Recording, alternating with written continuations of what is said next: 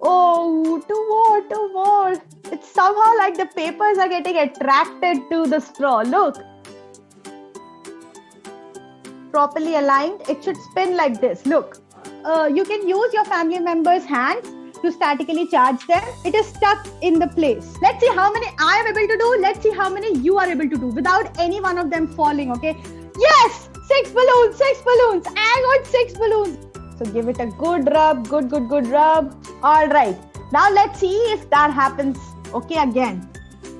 Oh, that happened, guys. My hair also worked. Whoa.